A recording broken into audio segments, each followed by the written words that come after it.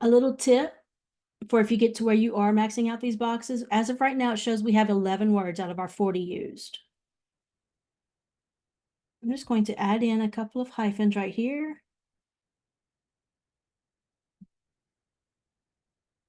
And now I have 8 words.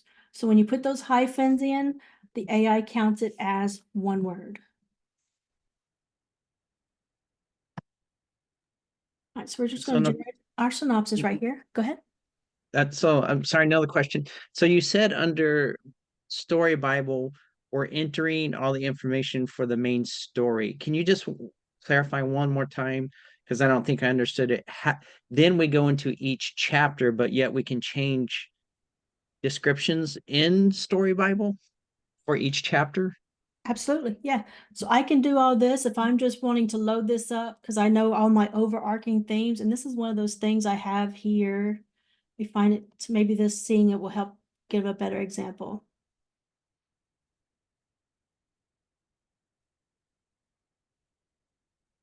Okay, so I actually have this template. This is something I worked hard on.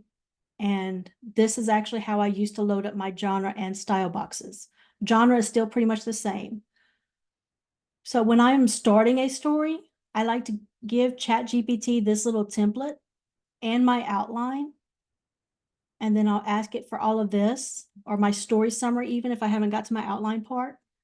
And I will ask it to fill this template in for me. It'll give me the results and everything I agree with. I go ahead and put that in my genre and style box, so that whenever I get to my outline and it generates that outline, all of that stuff that is in these boxes sort of gets baked in. That's a tip I learned from Marigold.